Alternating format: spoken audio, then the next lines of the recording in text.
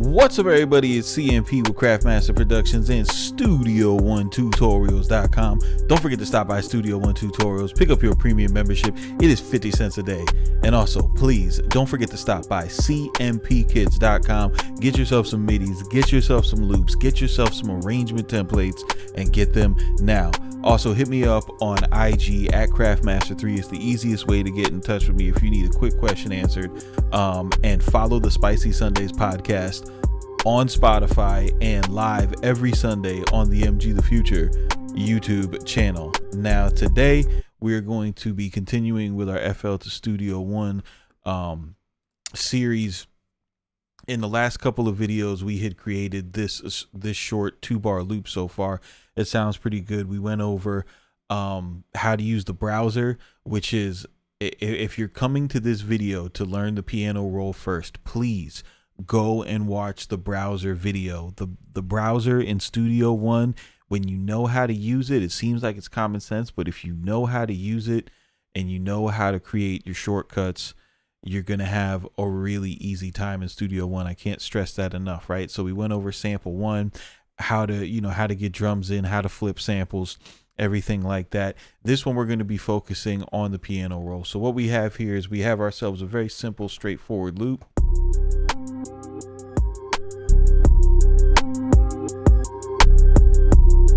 And we want to start building this out. We want to start adding some variation. The first thing that I would want to do in my process when I'm working on something like this is I might want to add like an instrument on top of this, maybe like something to turn it around. So if I didn't know, like if I had forgot, if I'm coming back to this after a day or something, I wanted to remember what the key was of this sample. You can right click on it and go to event. And then you're going to want to look for bounce selection. I have this key command as Command B because that's what I it's just easy for me to remember. So I'm just going to go ahead and press Command B. And now I'll have an audio version of this sample track. Now, if you go up here and you select this chords, this is going to open up the chord track for you. We're going to do an in-depth tutorial on the Studio One chord track, but what the chord track can do is it can take any MIDI pattern or it can take any audio file and it will tell you the chords that are being played as they're played. And it does a lot more than that. But so this is telling me that this is just one C minor chord going over and over again. So we know the scale is C minor, right? So I just go ahead and delete this because I don't need it anymore. I'll right click on this, get rid of the track, press M to unmute this. Now I want to go into my browser and I'm going to grab a, let's grab an analog lab. I'll click and drag it in.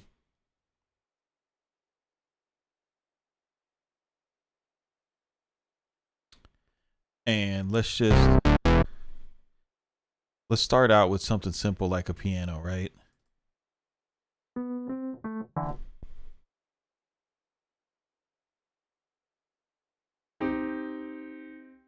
Okay. So now I got a piano in and I want to start writing something in the piano roll.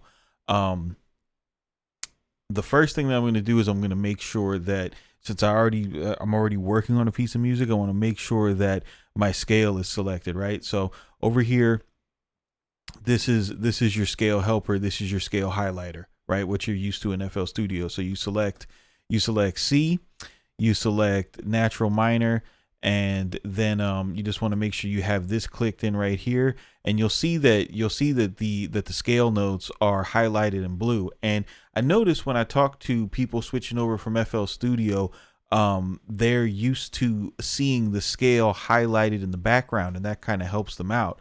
And it kind of, just looking at it without using the DAW, you might be like, oh, well, that's not my workflow. I don't think I would like it. But one thing I would say to kind of give this thing a shot, and the reason why I like this piano roll way better than the scale highlight method is because you see how this is an off scale note. One, you can't click it, right?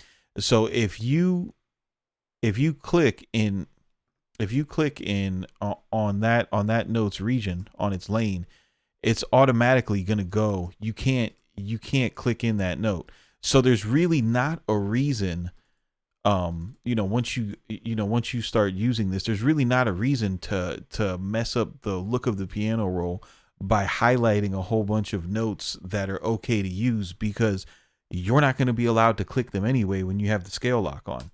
It's like a quantize for scales. So that makes drawing in MIDI really quick, right? So if you also, you might have noticed I was double clicking there. If you want to use a single click workflow inside of Studio One, all you have to do is hold down your command key and bring up the pencil tool, and you can one click MIDI all day, right? So that's real quick, just drawing in a quick C chord on here. Let's just listen to it. All right, so I want to highlight this. And also, in order to, it's a little bit backwards, right? So in FL Studio, if you're using the pencil tool, you would hold down command to highlight something. In Studio One, you don't have to hold down command. You can highlight anything, but if you want to use the pencil tool, you have to hold down command, right? So I'm just going to go ahead and hold down Shift and press up. That's going to bring me up an octave. All right, so I've got a chord over here. Press D to duplicate. If you hold down Alt and press left or right, you can move the notes. You can move the notes left and right. If you press just regular up and down, whatever you have highlighted, you can move up and down.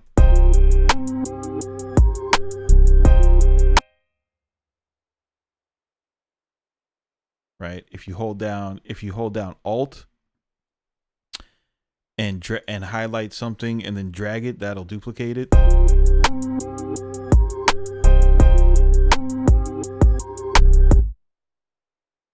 Now, here's something that you might think that you can skip, but I really don't think you should. So if we go into preferences, right? You can have a few tabs here. You want to go to general here, and you want to go to keyboard shortcuts. I'm gonna show you guys this on the piano roll video. I'm not gonna talk about this again, right? So to be really fast in the piano roll, you want to do a couple things. Number one is you want to go and you want to search right here, and you want to search quantize, right?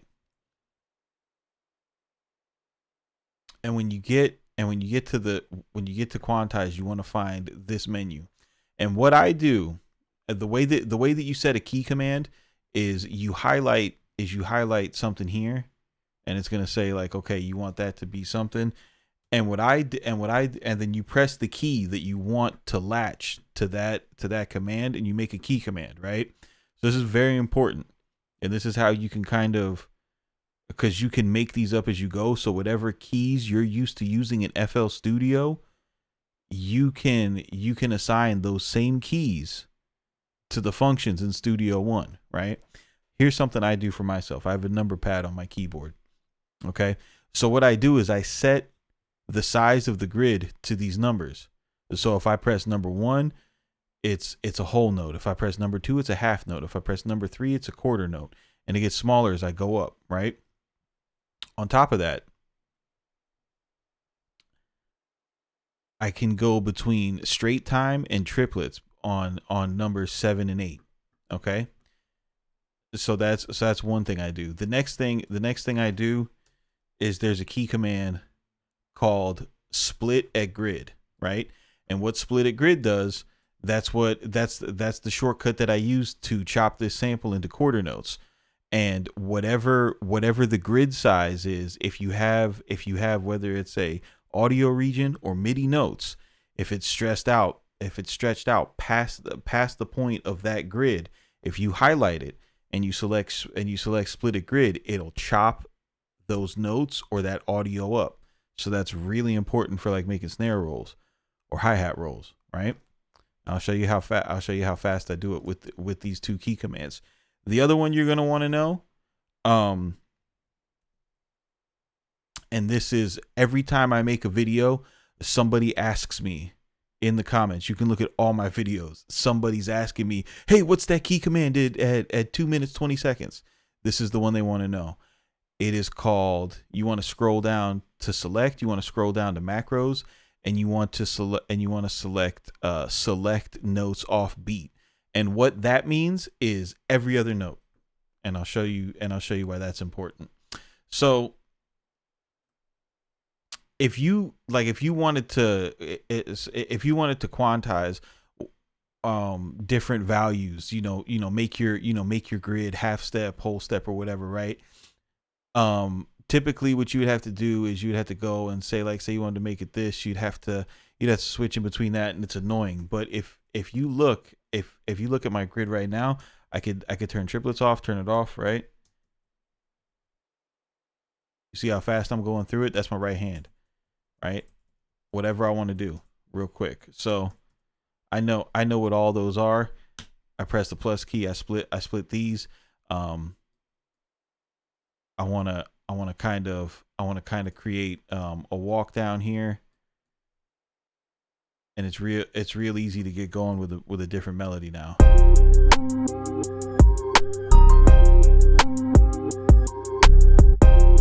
And because I had the scale note on, I didn't even have to think about where the what notes I wanted to use necessarily. I just knew that I wanted them up higher, right? And even if you highlight them, you'll see as you go up in the scale, you see how it won't let you pick a bad note. Right? Obviously, I'm not going to keep that because that's trash. But that's how easy it is to get working with it. So what I'm going to do is, what I'm hearing right now is I'm hearing like a pad on that sound.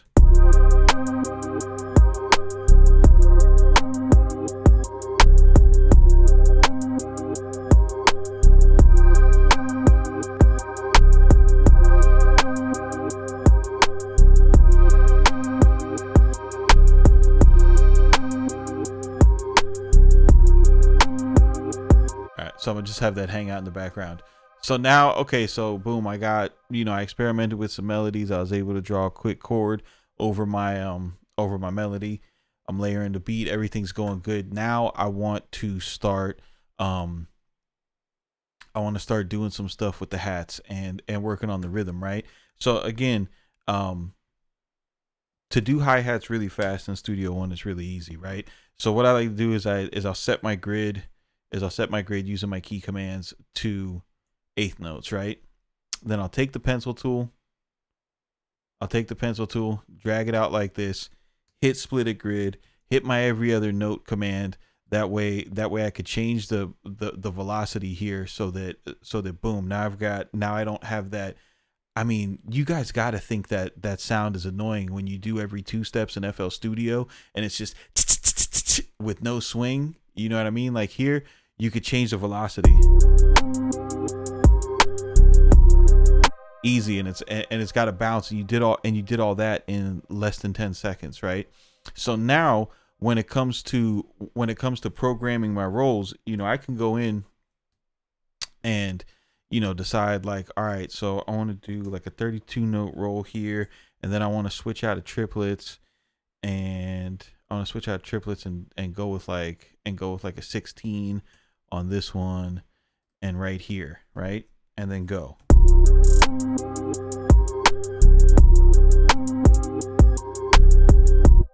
So instantly, super easy, super easy to make a hi-hat roll.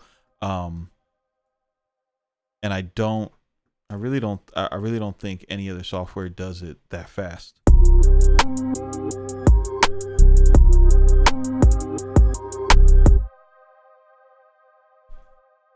All right, say I wanted to make that a 32 right there.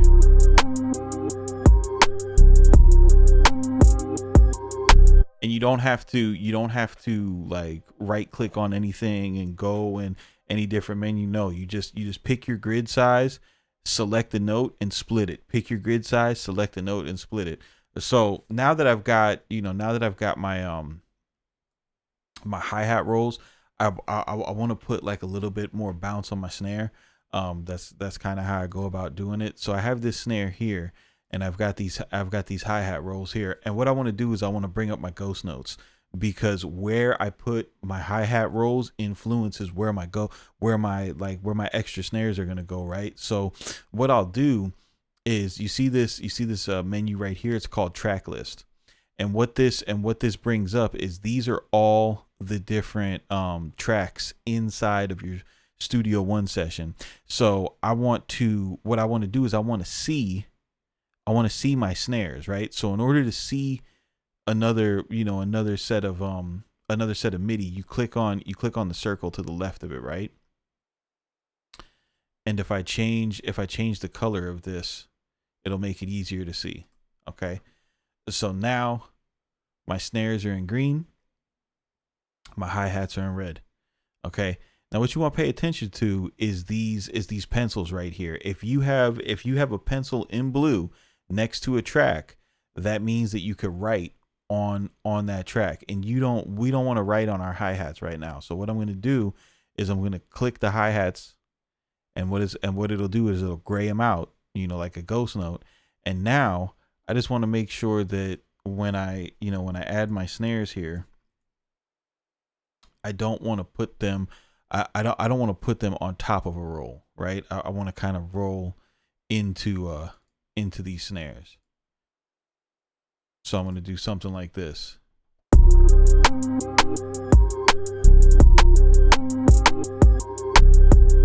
Right? And then for the ones that aren't on the backbeat, I'm gonna bring my velocity down just by holding shift and clicking each one, and then I can pull the velocity down.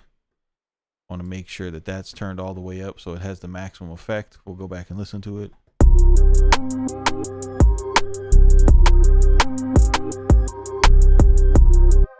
And then I think this one I want to roll like a 16th note, so real easy. I'll make that a ghost note. Just pull it down.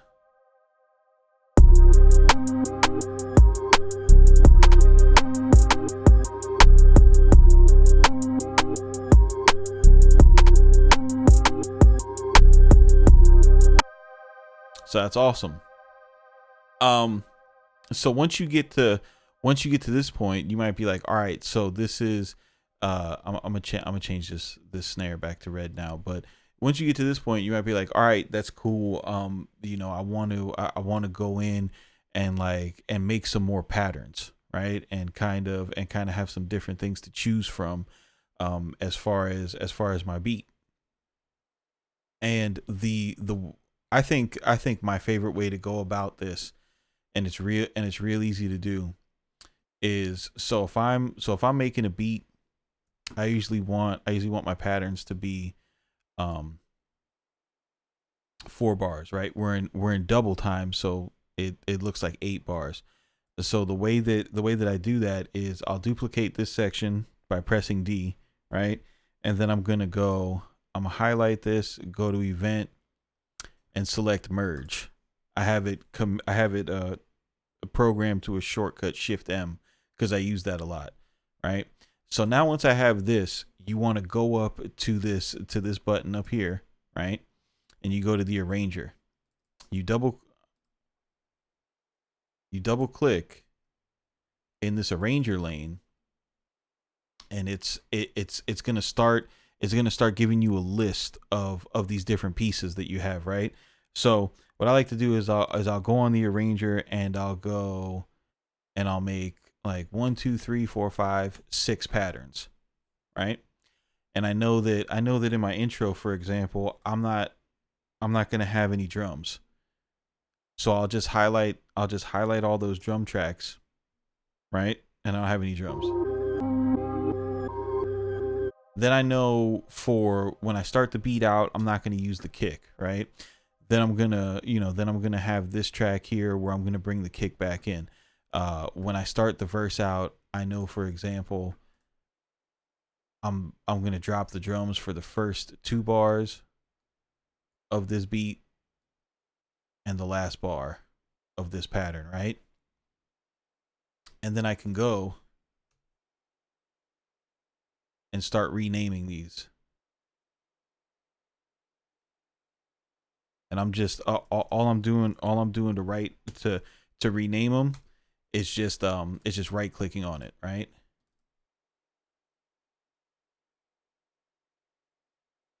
So I know that pretty much every beat that I like has a variation in the hook, and it'll have a variation in the verses, right? It's not just the same pattern over and over again.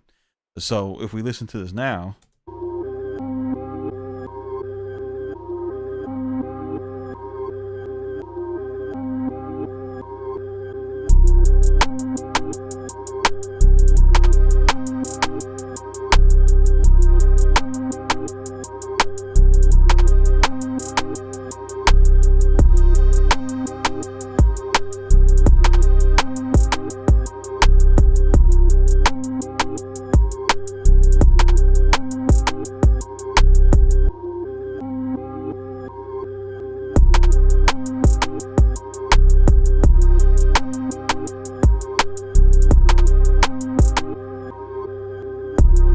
all right, so say right here I wanted to switch it up, and I wanted to have like some type of stutter. What you can do with your MIDI is I cut it right there. Okay, highlighted that four piece right there, and then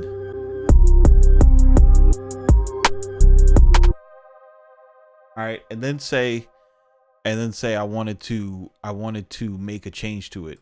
You might be thinking like, wait, what are you doing? I gotta right click, make unique. Like, no, you don't have to.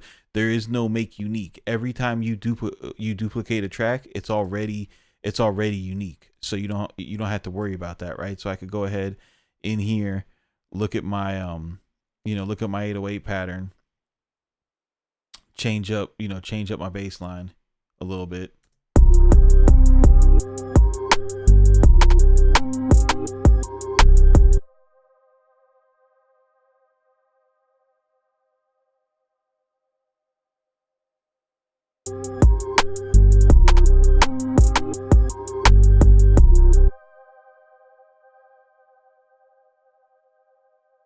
Switch this to eighth notes.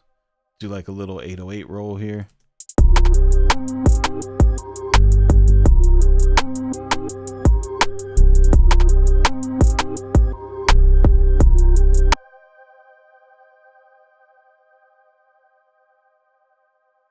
Go in here.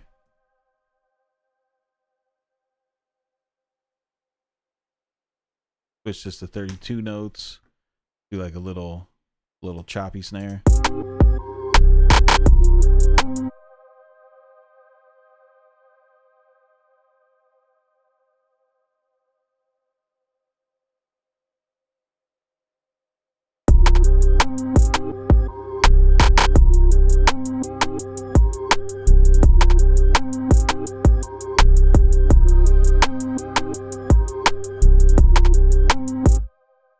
All right. And then say if I like the way that pattern was flowing, and I wanted to extend it out and make it a fuller song, I could go ahead and duplicate this out. Say for example, I wanted to switch the hook up. I can delete that. That little pattern up there. And the same way that you click and drag stuff to copy, I could just click and drag here, holding down the Alt key, and then copy that in here. If I wanted to switch this verse up, all I had to do is do this, because a lot of good songs they like to switch the verses up like that. And then pressing D will also duplicate it. So that's the real kind of easy way to work, visually with patterns, and also the arrangement window, so that you get yourself, a visual representation of what you're doing with your patterns. You don't have to like switch between pattern 1, pattern 2, pattern 3 and not see it, right? If you do like doing that, again, on this side you can work in that manner to kind of go through it like that. But the most important thing about the piano roll, again, first of all, is those first three shortcuts that I got you guys. You guys want to make sure that you go and you search down the quantize shortcuts. You want to search down